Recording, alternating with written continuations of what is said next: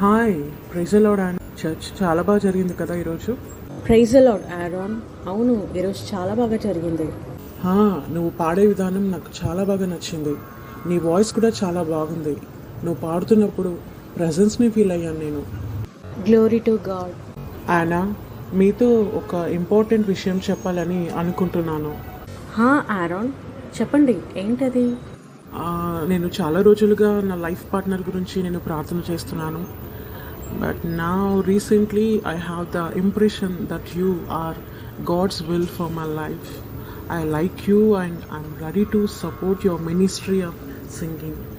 Okay Aaron, నేను ఆలోచించి చెప్తాను. ఏం పర్వాలేదు, మీ ఆన్సర్ కోసం నేను ఎదురు చూస్తూ ఉంటాను. Take your own time. Okay Siri, నీకు విషయం తెలుసా? ఈరోజు ఫన్నీ ఇన్సిడెంట్ జరిగింది. అవునా, ఏంటది? మన చర్చ్లో బ్రదర్ ఆరోన్ తెలుసు కదా నీకు, బైబిల్ స్టడీ లీడర్. అవును, తెలుసు నాకు. అతను నేను చర్చ్ నుంచి బస్ స్టాప్ వరకు నడుచుకుంటూ వచ్చాం. దారిలో అతను నాకు ప్రపోజ్ చేశాడు. వావ్, కంగ్రాట్స్ అన్నా. ఎందుకు కంగ్రాచులేషన్స్? ఆరోన్ నాకు సెట్ అవ్వడు. ఎందుకలా అనుకుంటున్నావు? ఆరోన్ అంత ధనవంతుడేం కాదు. పైగా తను ఒక స్కూల్ టీచర్. శాలరీ కూడా చాలా తక్కువ. పైగా చాలా సన్నగా ఉంటాడు. మనిషి సన్నగా ఉంటే ప్రాబ్లమా? అలానే కాదు, కొద్దిగా పర్సనాలిటీ ఉండాలి కదా. ఎందుకు ధనవంతున్నే పెళ్లి చేసుకోవాలని అనుకుంటున్నావు? సిరి, ఫినాన్షియల్గా మా అమ్మ సఫర్ అయినట్లుగా నేను కూడా సఫర్ అవ్వాలని అనుకోవట్లేదు. పెళ్ళైన తర్వాత చిన్న చిన్న అవసరాల కోసం కూడా ప్రార్థన చేసే పరిస్థితి నాకు ఉండకూడదు. I want a life off easy, not stress. కానీ ఆరోనే నీ పట్ల దేవుని ఉద్దేశం అయితే? దేవుని ఉద్దేశమా? బైబిల్ చెప్తుంది కదా, నీకేం కావాలో అడుగు, అది దొరుకుతుంది అని. అందుకే I'm waiting for my rich princess. అయినా మనమైతే మన ప్రస్తుత పరిస్థితిని బట్టి కొన్ని డిసైడ్ అవుతాం. కానీ దేవుడు మన ఫ్యూచర్ని బట్టి మనకెవరైతే సెట్ అవుతారో వాళ్ళనే మన జీవితంలోకి అలో చేస్తాడు. కాబట్టి నువ్వు దేవునిపైన దీని విషయంలో ఆధారపడటం బెటర్ అని నాకు అనిపిస్తుంది. థ్యాంక్ యూ సిరి, కానీ నాకేం కావాలో నాకు బాగా తెలుసు. నేను కోరుకున్నవాడు నాకు దొరికినప్పుడు నీకు కంపల్సరీ చెప్తాను. ఓకే అన్న, దేవుడు నేను సరైన మార్గంలో నడిపించాలి అని కోరుకుంటున్నాను. సరే, నేను షాపింగ్కి వెళ్తున్నాను. నీకేమైనా కావాలా? ఇంట్లోకి కూడా ఏమైనా అవసరం ఉంటే చెప్పు. కొన్ని సరుకులు కావాలి. నేను నీకు లిస్ట్ ప్రిపేర్ చేసి నీ ఫోన్కి ఫార్వర్డ్ చేస్తాను. ఓకే. Hi, hello. మీరు చాలా అందంగా ఉన్నారు. ఏం చేస్తుంటారు? నేను చదువుకుంటున్నాను. మీకు ఓకే అయితే మనం ఇంకోసారి బయట కలుద్దామా? ఓ ష్యూర్, తప్పకుండా. ఓకే, మీ నంబర్ చెప్పండి. సిరి, నీకు ఒక సర్ప్రైజింగ్ న్యూస్ చెప్పనా? ఏంటి అన్న, చాలా సంతోషంగా కనిపిస్తున్నావు. ఏంటా న్యూస్? ఈరోజు నేను ఒకతన్ని కలిశాను. చాలా అందంగా ఉన్నాడు అండ్ రిచ్ కూడా. Wow, great. నువ్వు కోరుకున్నట్టుగానే. అవును, మేమిద్దరం ఫోన్ నంబర్స్ కూడా మార్చుకున్నాం. కానీ ఆనా, ఒక్కసారి దేవుని దగ్గర కూర్చొని పరీక్షించుకోవచ్చుగా. ఓకే బాయ్ సిరి, నాకు కొంచెం పని ఉంది. ఏంటి ప్రిన్స్, అంత సడన్గా రమ్మని చెప్పావు? నిన్న నేను ఒక అమ్మాయిని కలిశాను. నువ్వెప్పుడు అమ్మాయిలను కలుస్తూనే ఉంటావు కదా, కొత్త విషయం ఏదైనా ఉంటే చెప్పు. అవుననుకో, కానీ తను డిఫరెంట్ అనిపిస్తుంది. గ్రేట్, మంచిదే కదా. మేము నంబర్స్ కూడా మార్చుకున్నాం. త్వరలోనే కలుద్దాం అనుకుంటున్నాం. గ్రేట్, ఈ అమ్మాయి నుంచి అయినా నీలో మార్పు రావాలని కోరుకుంటున్నాను. చూద్దాం. ప్రిన్స్, ఇప్పుడు మనం ఎక్కడికి వెళ్తున్నాం? మనం షాపింగ్కి వెళ్తున్నాం. ఓ, ఏం తీసుకోబోతున్నావు? నాకు కాదు, నా ప్రిన్సెస్కి. ప్రిన్సెస్సా? ఎవరు? నా పక్కన కూర్చున్న అమ్మాయి. వావ్, నాకా? అవును, నువ్వు ఇంకెప్పుడు ఇలాంటి లోకల్ డ్రెస్సులు అస్సలు వేసుకోకూడదు.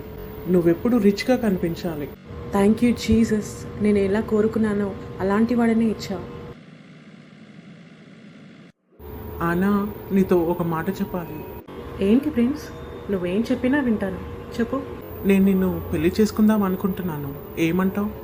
వావ్, నిజంగానా? I'm so happy. గ్రేట్. మా పేరెంట్స్తో నేను మాట్లాడతాను. మరి మీ పేరెంట్స్? వాళ్ళ సంగతి వదిలేసి నేను చూసుకుంటాను. ఓకే. సిరి, ఒక గుడ్ న్యూస్. ఏంటి అన్న, చాలా సంతోషంగా కనిపిస్తున్నావు. ప్రిన్స్ మ్యారేజ్ ప్రపోజల్ చేశాడు. త్వరలో మేము పెళ్లి చేసుకోబోతున్నాం. Great news Ana, congratulations. Thank you, I'm so happy. కానీ ఆనా, ఒకసారి నా మాట కూడా వినొచ్చు కదా. ప్లీజ్ సిరి, ఇంకా వదిలేసే ఆ టాపిక్. దేవుని ఉద్దేశం లేకుంటే నేను ప్రిన్స్ని ఎందుకు కలుస్తాను? సరే, నా మాట వదిలేసే.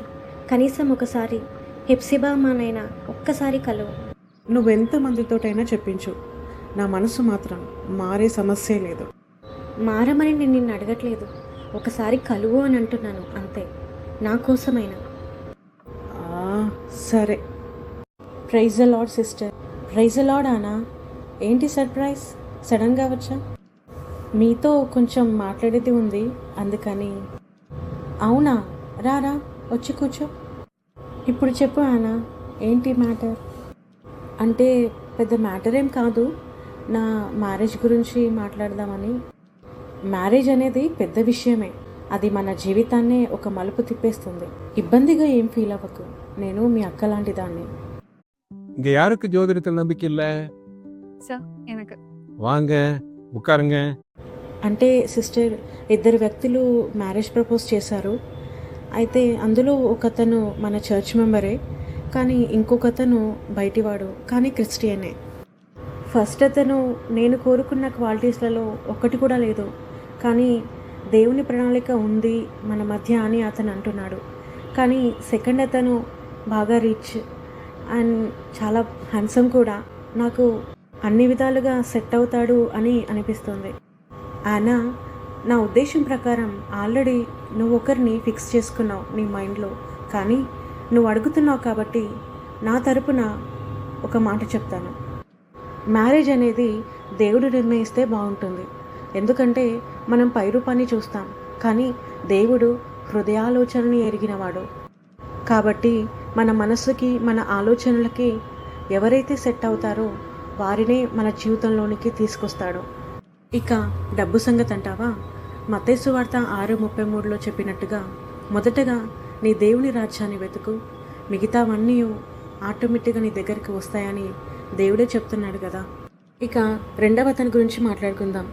నువ్వు అన్నట్టుగా తను రిచ్ అయి ఉండొచ్చు, హ్యాండ్సమ్ అయి ఉండొచ్చు అండ్ స్మార్ట్ కూడా అయి ఉండొచ్చు. ఒకవేళ మీ పెళ్ళైన తర్వాత తన దగ్గర నుంచి డబ్బంతా పోయి తను అందవికారంగా మారిపోతే కూడా నువ్వు అతన్ని ఇష్టపడగలవా? నన్ను తప్పుగా అనుకోవద్దు, మొదటివాడు కడపటివాడిగా, కడపటివాడు మొదటివాడిగా అవ్వచ్చు అని బైబిలే చెప్తుంది కదా. ఈరోజు పేదవాడిగా ఉన్నతను రేపు డబ్బున్నవాడిగా మారొచ్చు, ఈరోజు రిచ్గా ఉన్నతను పేదవాడిగా మారొచ్చు. సో ప్రస్తుత పరిస్థితిని బట్టి మనం నిర్ణయాలు తీసుకుంటే మన జీవితాలు తారుమారుగా మార్చబడతాయి. నేను ధనవంతుని పెళ్లి చేసుకోబోతున్నానని చాలామందికి కుళ్ళగా ఉంది. నేను ధనవంతుని పెళ్లి చేసుకోవద్దు అని అనట్లేదు, కానీ దేవుని ప్రణాళిక ఉన్నతని చేసుకుంటే మన లైఫ్ బాగుంటుంది అని చెప్తున్నాను.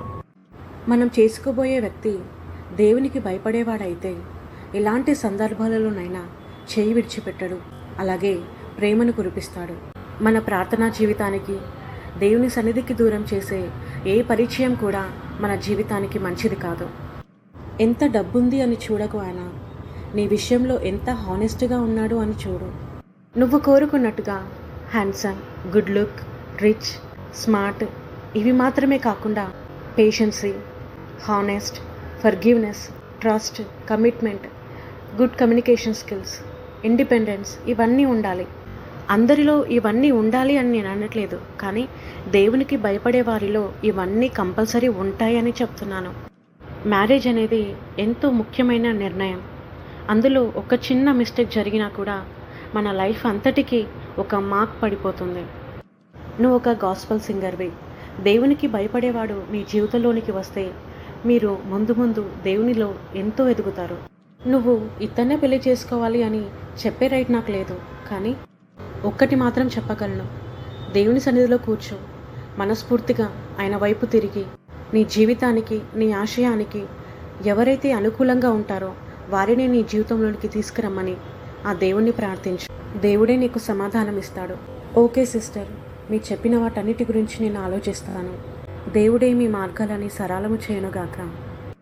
ఆమేన్. హాయ్ ఆనా, చాలా రోజుల తర్వాత చూస్తున్నాను. 1 మంత్ నుంచి అసలు కనిపించట్లేదు. Hi Aaron. నేను అడిగిన దానికి నీ రెస్పాన్స్ కోసం నేను 1 మంత్గా నేను వెతుకుతున్నాను. అసలు ఎక్కడికి వెళ్ళావు? ఆ, చూడు ఆరోన్, నిన్ను పెళ్లి చేసుకోవడం నాకు ఇష్టం లేదు. ఎందుకంటే నువ్వు నాకు సెట్ అవ్వవు. నువ్వు ఒక స్కూల్ టీచర్, నీకు చాలా తక్కువ శాలరీ వస్తుంది. So I'm sorry. Did you even pray about it? Because I feel so strongly that you are the will of God for me. Sorry Aaron, I don't need to pray. నాకేం కావాలో నాకు బాగా తెలుసు. Okay ఆనా, నిన్ను ఇబ్బంది పెట్టినందుకు నన్ను క్షమించండి.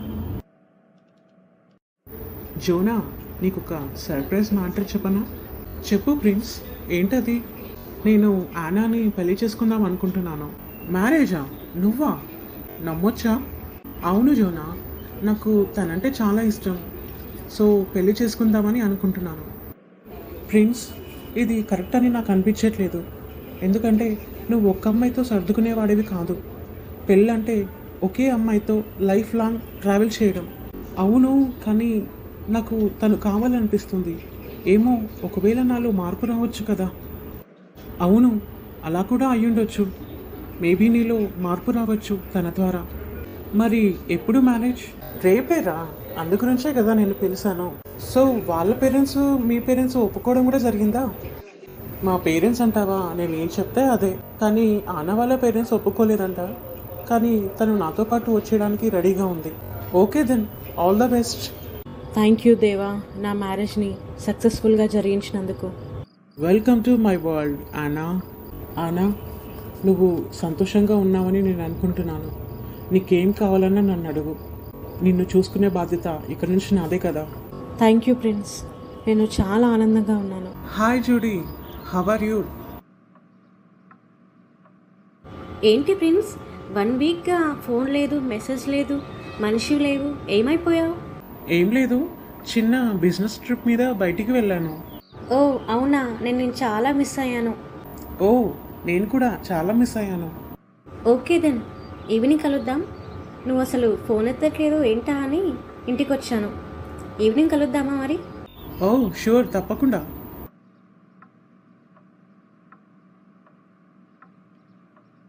यार सब लोग स्टॉक्स में इन्वेस्ट कर रहे हैं, मैं भी ट्राई करना चाहता हूँ, पर कौन सा स्टॉक लूँ, कैसे चूज करूँ, कुछ ప్రిన్స్, ఎవరు తను నీతో అంత క్లోజ్గా మూవ్ అవుతుంది?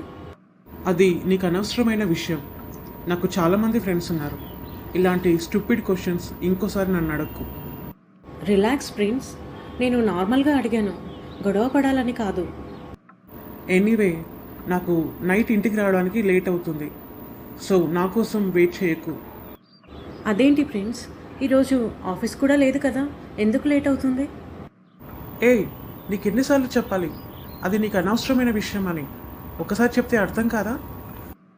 ఓకే ప్రిన్స్, సరే. ప్రిన్స్, ఈరోజు సండే కదా, మనం చర్చ్కి వెళ్ళాలి. నువ్వు ఇంకా రెడీ అవ్వలేదేంటి? చర్చ్? నేను చర్చికి వెళ్తానని నీకెవరు చెప్పారు? నువ్వు వెళ్ళాలనుకుంటే వెళ్ళు. నేను ఈరోజు నా ఫ్రెండ్స్తో క్లబ్కి వెళ్తున్నాను, చాలా రోజుల తర్వాత. ప్రిన్స్, సండే రోజు క్లబ్కి వెళ్తావా? నువ్వు అసలు క్రిస్టియనేనా? నీతో నేను క్రిస్టియన్ అని ఎప్పుడైనా చెప్పానా? నాకు నచ్చినప్పుడు నేను వెళ్తాను. నన్ను ఒంటరిగా వదిలే. నువ్వు వెళ్ళాలనుకుంటే వెళ్ళు. సరే, కనీసం నన్ను కార్లో అయినా డ్రాప్ చేయి చర్చ్ వరకు. ఏంటి, నా కార్లో నేను నిన్ను డ్రాప్ చేయాలా? డ్రైవర్లా కనిపిస్తున్నానా?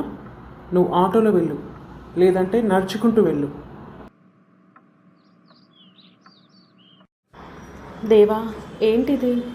నాకు పెళ్ళయి 1 మంత్ కూడా కాలేదు, అప్పుడే మా మధ్య గొడవలు, నీది నాది అనే భేదాభిప్రాయాలు. చర్చికి కూడా నేను ఒంటరిగా వెళ్ళాల్సిన పరిస్థితి. నా లైఫ్ ఎటు వెళ్తుందో నాకే అర్థం కావట్లేదు. Prince, next week church meetings జరగబోతున్నాయి. అందుకని పాటల ప్రాక్టీస్ ఉంది. నేను వెళ్తున్నాను చర్చ్కి. ఏంటి, సాంగ్స్ ప్రాక్టీసా? నువ్వు పెళ్ళైన అమ్మాయివని మర్చిపోయావా? ఇంకొకసారి పాటలు పాడడానికి కానీ ప్రాక్టీస్ అని కానీ వెళ్తే బాగుండదు. నీకు అంతగా సాంగ్స్ పాడాలని అని ఉంటే క్లబ్లో వెళ్ళి పాడు. చాలామంది అమ్మాయిలు అక్కడ పాడుతుంటారు. కనీసం పేమెంట్ అయినా వస్తుంది. ఇది కరెక్ట్ కాదు ప్రిన్స్. నేను చర్చ్లో పాటలు పాడతానని మన పెళ్ళికి ముందే నీకు తెలుసు కదా. అది బిఫోర్ మ్యారేజ్. ఇప్పుడు నీకు పెళ్ళయింది, అదంతా ఇప్పుడు కుదరదు. ఓ గాడ్, నేను నిజంలో ఉన్నానా లేక కలలో ఉన్నానా? నేను ఇష్టపడి పెళ్లి చేసుకున్న ప్రిన్స్ ఇతనేనా? నేను ఏదో పెద్ద సమస్యల్లో ఇరుక్కున్నానని నాకు అనిపిస్తుంది. ఓ దేవా, దయచేసి నాకు సహాయం చేయండి.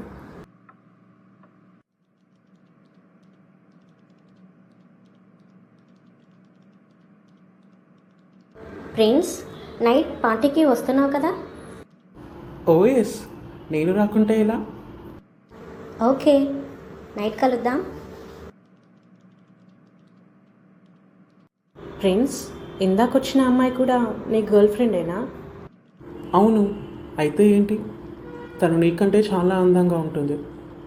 వీళ్ళందరినీ వదిలేసి నిన్నెలా పెళ్లి చేసుకున్నానో నాకు ఇంతవరకు అర్థం కావట్లేదు. ఎప్పుడు చర్చ్, సింగింగ్ అంటూ ఉంటావు. What a boring life. Prince, నీకు బిఫోర్ మ్యారేజ్ గర్ల్ ఫ్రెండ్స్ ఉన్నారని నాకు తెలుసు, కానీ పెళ్ళి తర్వాత కూడా నువ్వు వీళ్ళని మెయింటైన్ చేయడం కరెక్ట్ అని నీకు అనిపిస్తుందా? Yes, I love ladies. నీకు నచ్చకపోతే వెళ్ళిపోవచ్చు.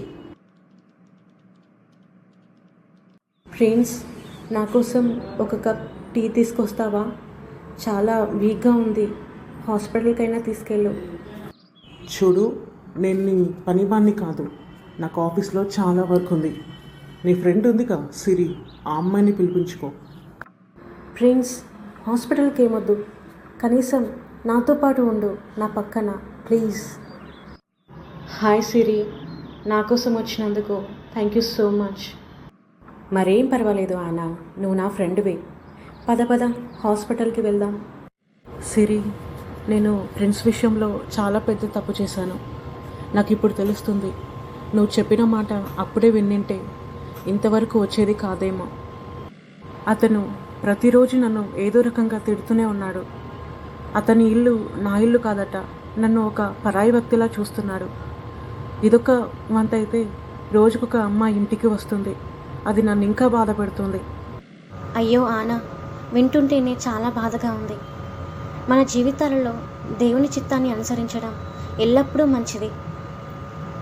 మన జీవితానికి ఎవరు సరిగ్గా సరిపోతారో ఆ దేవునికే తెలుసు, మరియు మన భవిష్యత్తు గురించి ఆయనకు బాగా తెలుసు. మనకు సంబంధించిన ప్రతిదీ మన కోసం ఎంచుకోవడానికి అనుమతించడమే మనకి ఉత్తమమైన పని. నాకు ఇప్పుడు బ్రదర్ ఆరోన్ గుర్తుకొస్తున్నాడు. నేను అతన్ని మిస్ అయ్యాను. అతన్ని చాలా చిన్న చూపు చూశాను. నేను ఒక ఉన్నత స్థానంలో నిలబడాలని అనుకొని నేనే దిగజారిపోయాను. ఆరోన్ అంటే గుర్తుకొచ్చింది. తనేదో ప్రొఫెషనల్ కోర్స్ చేశాడు, ఒక కంపెనీ కూడా పెట్టాడు. తను ఇప్పుడు చాలా రిచ్, 2 కార్లు కొన్నాడు. రీసెంట్గా వాళ్ళ వైఫ్ కోసం కూడా ఒక కార్ కొన్నాడు. Wow, great. నిజంగా నేను అతన్ని మిస్ అయ్యాను. जो भी बोलो, एक्सपेरिमेंट करने का मन तो करता है. దేవుని ఉద్దేశం తెలుసుకొని దాని ప్రకారంగా నేను నడుచుకునింటే నేను ఈ పరిస్థితిలో ఉండేదాన్ని కాదు.